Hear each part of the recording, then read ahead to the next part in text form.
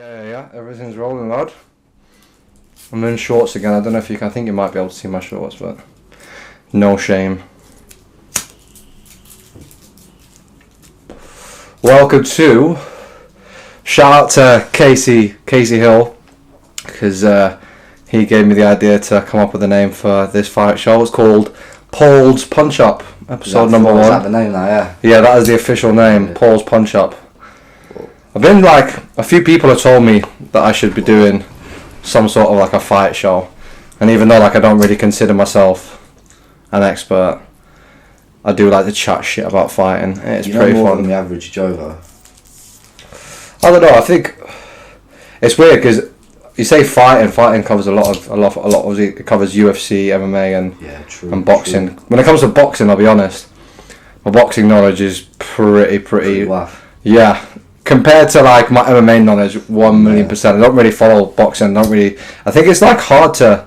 Do you not think it's hard to keep up with boxing? With all the different fighters and all the different organisations and all the different promoters, I just find it too confusing to keep a hold on. Goes on though, does it? What's your password, Tom? By the way. 474747. Right. Oh, well, you've just given that out live to the pod. You know, a green tea jug. What have you done? Spill all over the rolling tray. Oh, all over the rolling tray. Right, that is a job to. I'll leave it, Tom. Just move everything. Yeah, I can't believe that. Great start to the episode. Yeah, that's what you want. So, the first thing that we'll review. Obviously, we had UFC 258, Kamaru Usman. What a fucking beast, bro. Scrap it off. Gilbert Burns, mate, the first 10 seconds, bro, I can't lie. When he got rocked, I thought I was over. I honestly didn't think Usman was going to get through it, but I think what he did, fighting Gilbert Burns is a hard fight, being teammates for so long, and they must know so much about each other that you'd know each other in and out. Yeah, it was always going to be a difficult fight for both of them. But the fact that he finished him and he came back after being rocked so hard, and I don't know, I think you've got to put a lot of respect on Kamaru Usman's name now because of what he's achieved. He's beaten Woodley, Covington, Masvidal and Gilbert Burns in his last 4 fights, and he stopped all of them bar Tyron Woodley.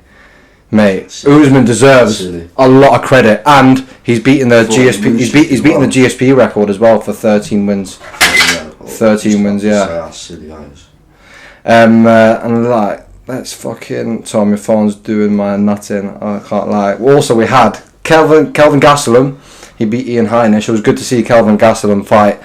He's obviously been in a loss since he fought Adesanya. I think he's lost 3 times. Lost at Adesanya, fought Till, lost to Till, and then he got submitted by what's his name, middleweight that was going to fight Jack Hermanson. That's it. He got finished by Jack Hermanson. Tell you that. When did you start watching UFC? UFC. Same as everyone really. Conor McGregor, yeah. Conor McGregor, can't remember which one. The earliest fight I probably remember was the Diaz fight. The first or the second one? First. But I might have seen 1 or 2 Conor fights before that, but that's the one I can't remember. Or watching was not my favorite scrap. Mate, I think a lot of people of our generation, I feel as though, started watching UFC because of McGregor. We were talking about it before because of what's his name, with Z on the last podcast. That if it weren't for McGregor, I literally would not be watching the UFC. He's transcended the sport into such a big global mainstream sport that it literally rivals. 10 years ago, mate, boxing was so much more bigger than the UFC, and I think there's a lot of people that are boxing purist fans at heart and don't want to admit how big the UFC has gotten. The UFC is just overtaken it by a mile. I don't think it's overtaken it by miles. I think it will do eventually. But I definitely think it's more popular than boxing the way it is now. Boxing's a mess. Obviously, you can't deny heavyweight boxing is still unbelievable to watch. But apart from heavyweights, and then again, I don't really know what's the weight class that Teofimo Lopez and Lomachenko and all those fight at. That's a good weight class to be watching. Can't remember. No, they're not lightweights. I don't think. Featherweight. I'm not sure. Featherweight, mate. Josh Warrington. Oh my god, let's talk about that. Mate. Josh Warrington got fucking banged, bro. Not good I at was all. so surprised. Like the first, I don't know if anyone else remembers it, but the first like 3-4 seconds of the fight, forget the guy that he fought, the Mexican, mate, he literally opened up his body, he literally didn't even look like he was going to be in there for long. He got hit with a body shot. I'm thinking, mate, Josh is going to smash him quick. And then Josh Warrington was just, he seemed nervous, like he seemed like he was just a bit, he was a bit jittery. And he was obviously brawling. For ring rust, it's got to be a thing. See, you say that, but it all comes down to the mentality, though. But Warrington did say he was non-stop training. Like he's never stopped training. He's probably overtrained then. Overtraining is a lot of fighters overtrain. He never stopped working out or anything. Always in that mode. Yeah, exactly. That could be a factor for him overtraining. So many fighters that you hear of, they only realise that as they get into the later stages of their career that most of their career they've been overtraining, and it's the downfall of a lot of fighters. But still, the way, like the fact that he got out of that fourth round, mate, that fourth round was. Like you got to give credit to Josh Warrington for the heart he showed in that fight to go all the way to round 9. But at the same time, shouldn't have gone on. Nah, chance. No way, mate. His corner should have stopped. His corner should have thrown a towel in, and the referee definitely could have stopped the fight earlier. But the count, when he was like letting him up. Yeah, something a bit dodgy there. The first one. Do you reckon? Got to be. I wouldn't have let him up. Thing is, though. Professional fighters, I think, obviously they're built completely different to us. So like, they can take a punch even if it looks like they're wobbled. How many times have you seen a fighter, MMA or boxing, get rocked, losing the fight, and then one punch, and then all it takes is one punch, and they've won the fight. So I don't think there was anything wrong with that, with the stoppage being a bit dodgy considering the fourth round, but. I don't know, man. It's going to be hard for Josh Warrington to come back from that. What's next for him? It was literally a fucking beating by a 23-year-old, mate. And he was a nobody, really. Like the kid's laughing now, though. He was 11-1 to win the fight. 11-1, that's crazy. Those odds are fucking stupid, mate. And then we've got the UFC. Oh, as well, there's UFC this weekend, actually. Curtis Blades. This is going to be... Well, Curtis Blades and Derek Lewis fight tonight, but I don't think this is obviously going to be posted tomorrow. So the winner is obviously you're going to wake up and you're going to know who the winner is basically when you're watching this. But I think I'm not sure who the favourite is, but I can't lie. I think Curtis Blades is going to beat Derek Lewis. Derek Lewis, I believe, has got the most knockouts in UFC heavyweight history. However, I've been watching Curtis Blades in the build-up, and he's an unbelievable wrestler. And he's been talking to Ariel Helwani about how. He's going to go down, you're going to see some wrestling. He doesn't care if you don't really like it because he's just out there trying to fight for his own family and for his own money. And I think I think there's that hole in Derek Lewis's game, which is his ground game. And I think Curtis Blades is probably going to finish him. It's a 5-round fight as well. Obviously, the same... Again, it's the same thing we were just talking about. It could be a domination, but all it takes is one punch. Me and you were here talking about the fights. Even anything could be one kick. One kick, anything. Or one takedown. One takedown, and you're against a black belt in jiu-jitsu or a level 1 American All-Star wrestler, and you're fucked, bro. Different sort of gravy. So I did a little poll on my Instagram. Thank you to everyone that obviously took part in it. And let's get these results up. So obviously UFC 259, the main event. We'll start off with that. Israel Adesanya versus your man. I'm not even going to try and pronounce his second name. Jan. He's a light heavyweight champion. So Adesanya is moving up weight. There's nothing really left for him at middleweight to fight at the moment. There's no real fights. I think the number 1 contender is probably Robert Whittaker, but he got fucking sparked by Izzy. So he's moving up. New challenge, obviously John Jones has moved up to heavyweight and he's going to be fighting in heavyweight, so I don't think that fight is happening anytime soon between the two. However, it's the right step to take in order to get to that fight, and I do think that fight will happen eventually. Adesanya and Jones. The Polish guy's last fight? He stopped Dominic Reyes. And he smashed him. Was it fine? I remember, yeah. That was it. It was the Apex. UFC Apex, trust me. Where's that? It's in Vegas. It's the complex that they bought all the UFC. Nah, I swear it was fine. No, trust me. Trust me, bro. I thought it was 5 because I swear I was picturing him on the beach somewhere. I thought it was on the beach. We've got, all of you have said 12%, including you. You are part of the 12%. 12% are backing Jan and Adesanya's. Mate, Adesanya just levels above so many people, bro. Mate, he's had 100 professional fights and he's won something stupid like 95 of them. That's crazy, mate. That's silly. That is actually stupid. That's like How old his is he strike. as well? He's, I want to say he's like 31. I don't think he's in his prime. He's still definitely got a few more years. John Jones is older than him. But do you think Adesanya going up weight is gonna affect him or not? Nah, he's just like the way he fights, his little style he's got. He literally fights like a modern day ninja. Like he is like a modern day Style ninja. bender. Literally, like just does what he wants, makes it look easy. Just like I don't know, it just flows different. You don't see a fighter like that. Adesanya is unbelievable to watch. Again, he fucked up Paulo Costa. I couldn't believe as well there were actually people that thought Paulo Costa was going to beat him.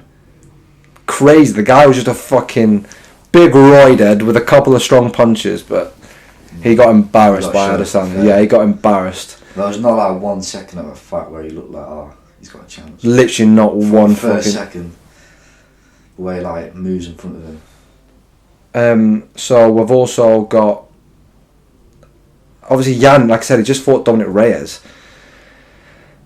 Tough opponent. I think if you look back at the John Jones Dominic Reyes fight, did you watch that fight? Oh, I remember watching. Mate, Dominic John Jones won. I think it was won by one round by the judges. But I'm telling you now, I've watched that fight 3 times back. Dominic Reyes beat him 1,000,000%, and I think that's kind of one of the reasons why he moved up in weight, because John Jones accomplished so much in the light heavyweight division. He literally beat everyone. That I think the reasons why like his performance is kind of slacked off. Obviously, he came back, fought Daniel Cormier, knocked out Daniel Cormier, had the rematch with Gustafsson, stopped Gustafsson. That was when we first watched UFC together. That was after working at Manhattan. Yeah, no, it was your gaff. It was at St. Michael's. I thought it was watching. No. St. Michael's? Yeah. It was after Manhattan, bro. Came back. Yeah. Mate, and we literally got back, turned the UFC on, and it was literally the bell just rang for the Amanda Nunes Cyborg fight. Mad. And that lasted a minute, bro. The timing for that was incredible. But yeah, I think John Jones had to move up to heavyweight because there wasn't anything interesting in him. Like, when you've accomplished that much, it's hard to get motivated for a fight. And he's going for that number 1 pound for pound, isn't he? He is. That's what he wants. He is, and don't forget, most of these guys, like Dominic Reyes, he probably would have started MMA knowing. Oh, obviously he moved up from middleweight to light heavyweight, but really and truly, he's been watching John Jones fight his entire career. Like John Jones, everyone wants John Jones is fucking killed. Like everyone wants to kill him, bro. So you've got to factor that in. So the fact that Dominic Reyes, say arguably, did very well, 5 rounds, gave John Jones a sick fight, and I think he might have even dropped him with a body shot. For Jan to go and knock him out in 2 rounds, or 3 rounds, 2 or 3 rounds, Jan is a fucking beast to deal with. I don't think it's going to be a walk in the park for Adesanya, to be honest. I think it's going to be a very close fight. Could even be on points. You never know, because if he does that thing where with Paulo Costa, he just stays like a metre apart. Yeah. His movement. But Jan is a much better fighter than Paulo Costa, and he's heavier, hits harder. Yeah, Polish as well. So I think Adesanya's still going to win, but I'm expecting it to fucking be thrown down, bro. Just a proper classic fight. Yeah. Nah. He's going to stay on the ground, I think, like on the feet. I say. My prediction, I obviously want the Polish guy to win by knockout, but is he just going to fucking... Right, what is your prediction for that fight? 3rd round, Izzy. Knockout. 3rd round, Izzy. 3rd round's a good shout, I can't lie. I'm going to go... Because I think my man's got the bottle to stay through round 1 and 2. But Izzy's just levels, like you said. Do you know what? I think he's going to go to points. Is he on points? No. Yeah. No. Yeah. No. Mate, Izzy's not going to go out there and fucking, like, risk it all. I don't think. He's going to be smart and sensible. It's like the same thing with the whole Europe. He's going to pick him apart, but he's just it will pick him apart. However, it's going to be a very controlled, maintained performance. He's not going to rush into it. It'll just get too much for my man, and then pick him apart and just takes that one punch. I reckon decision win for Adesanya. So 12% obviously said Jan, and 88% of you said Adesanya. So I think we all know who's going to. Mate, you'd like to think so at least. Yeah. Co-main event, we've got Amanda Nunes and Anderson.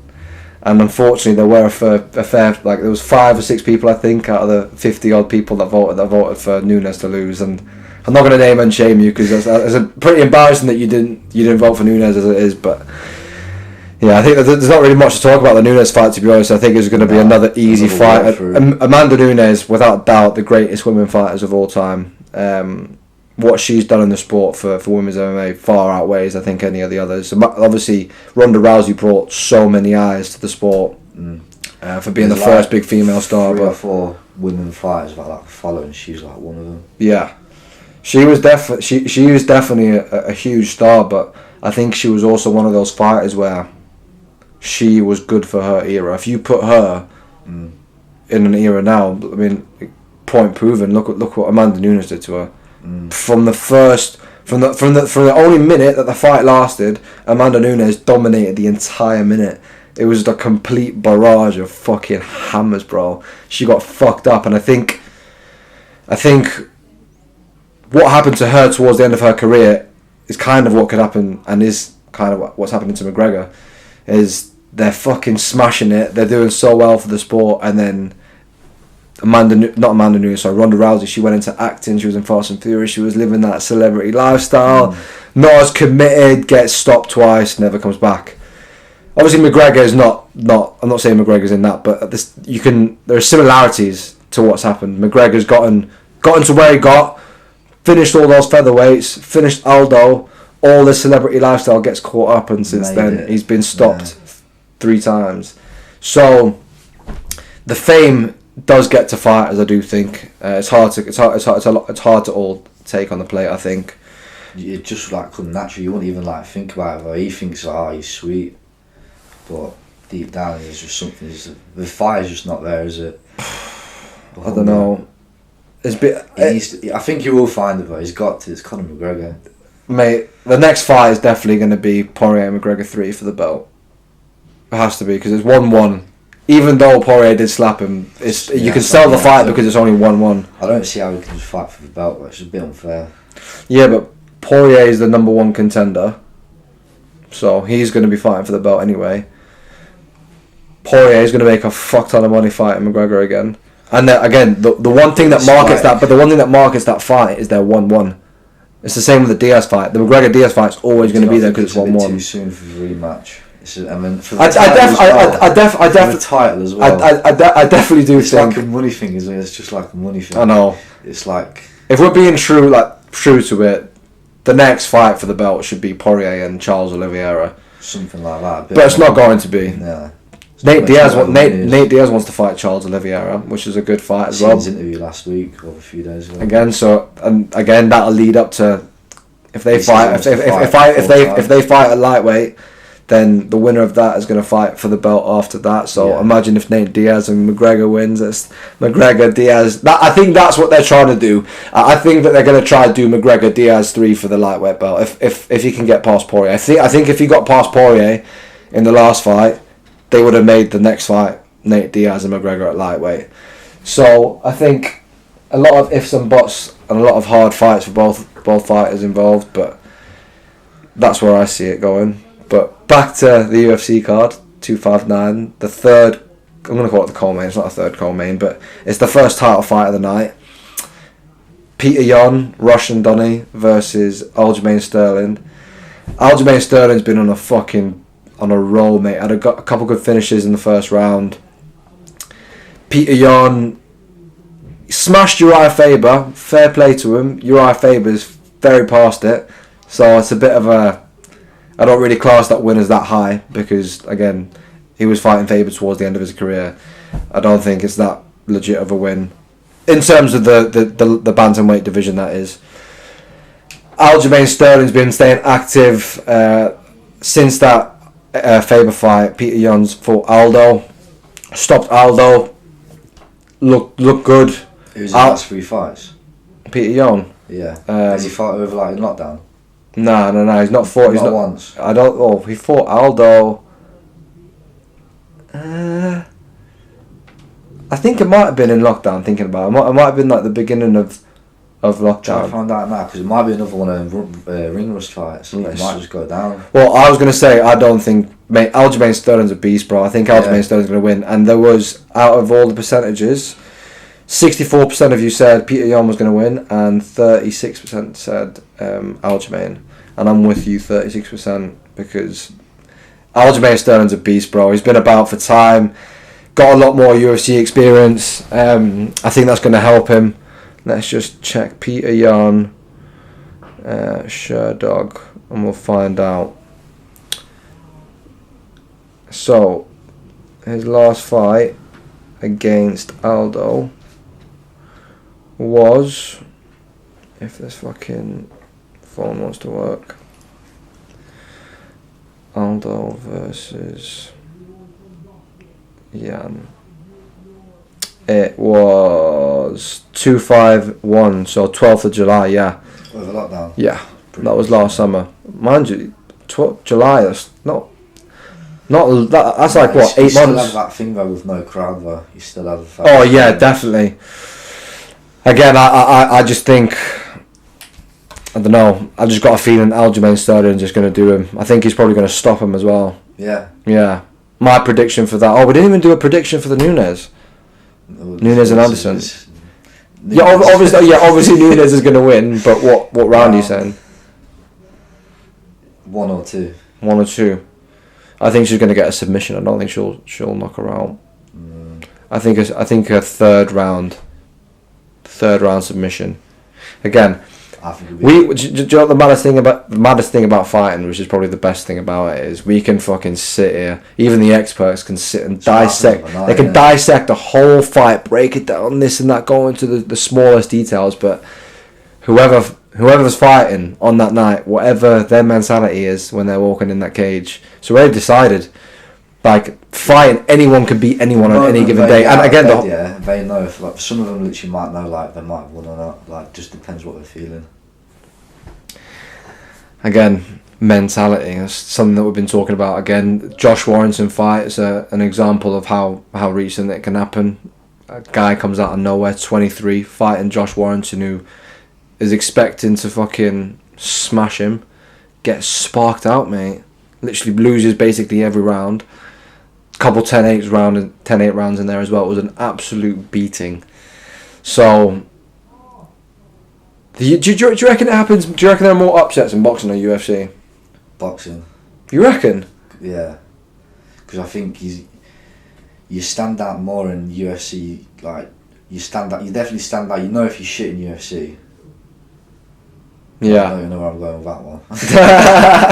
I don't know, to be honest. Like, you know, with boxing, you can tell who's good straight away from like the way they move around in the ring. With UFC, it's a lot more.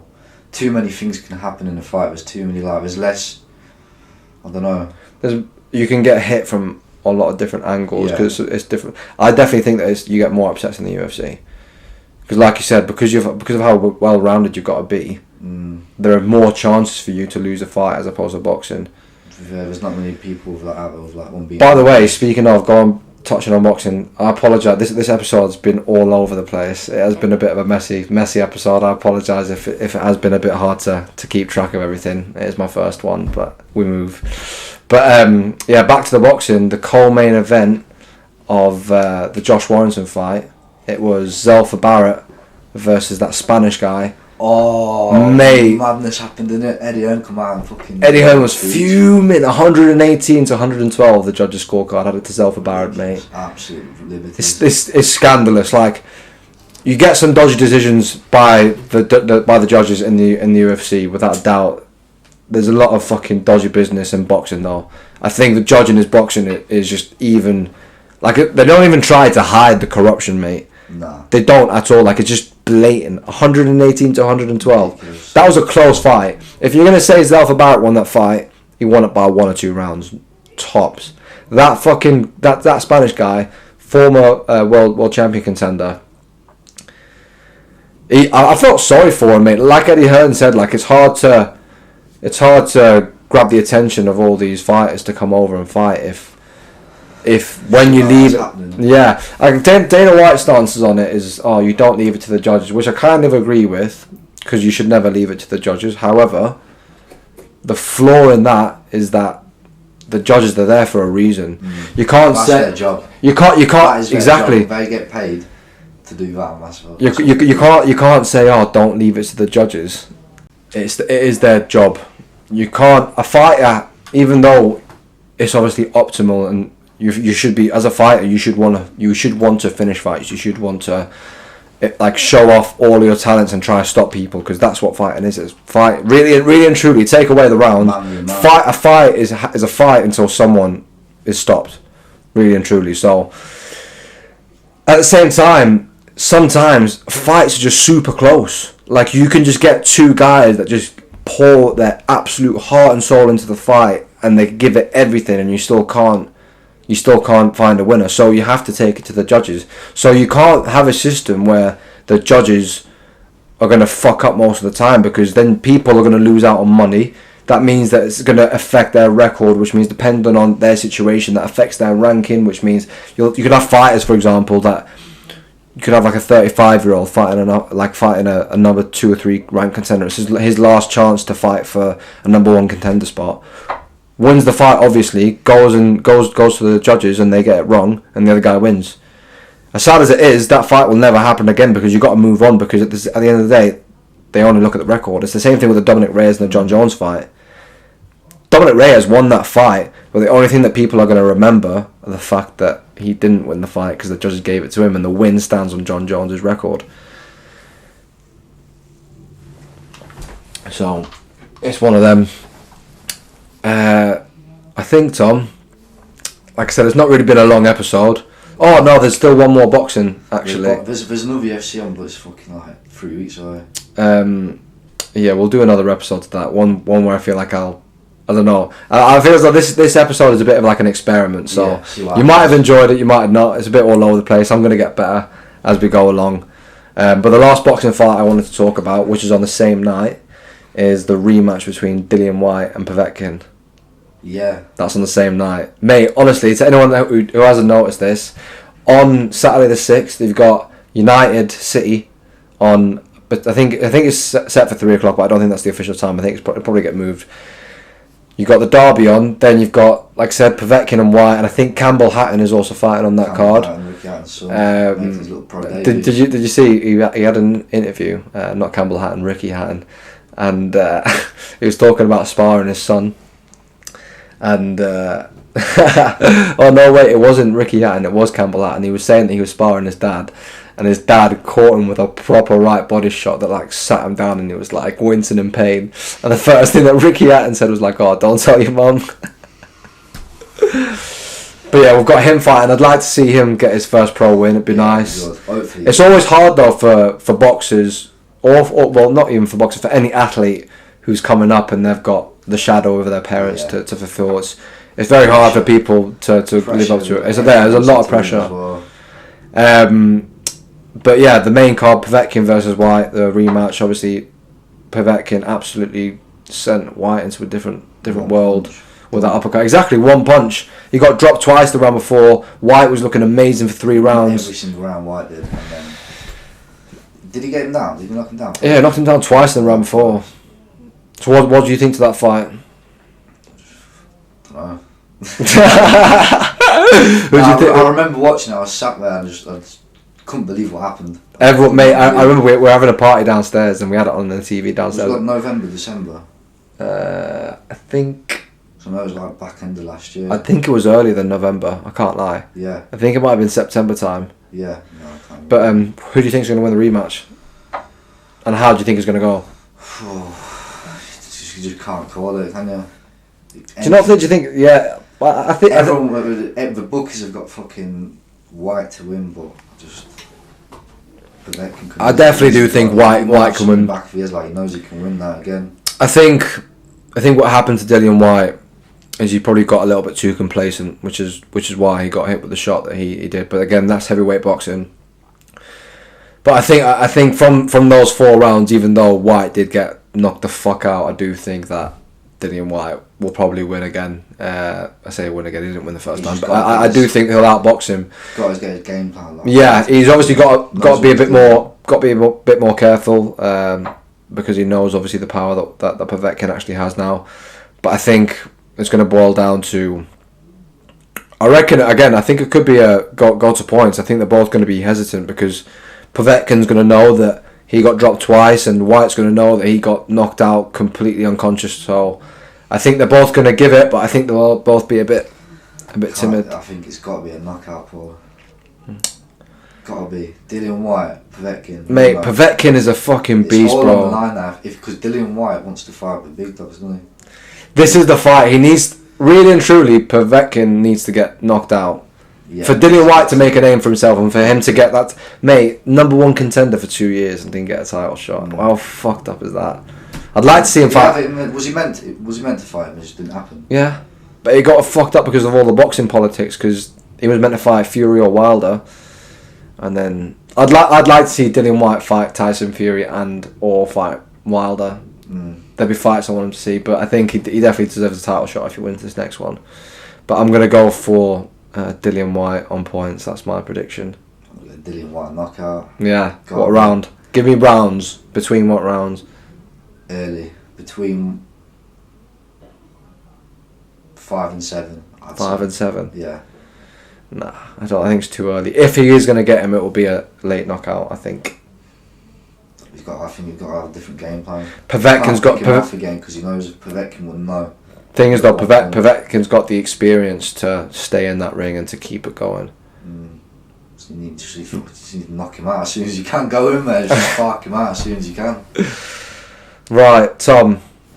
Thank you for being my guest on this Paul's Punch Up. Again, shout out to Katie Hull. Fuck knows how this has turned out on camera, to be honest. We're both a bit baked. Just a bit. It was a very quick run through of all the fights. But if it is something that you guys want me to obviously go into a bit more detail, and if it is something that you think you'd like me to film every time there's a big fight, whether it be UFC or boxing, then obviously just let me know. I hope you've enjoyed it, Tom. I hope you enjoyed the 20 minutes that we probably filmed. No worries. But see you next week, guys. Bang, bang, till next time.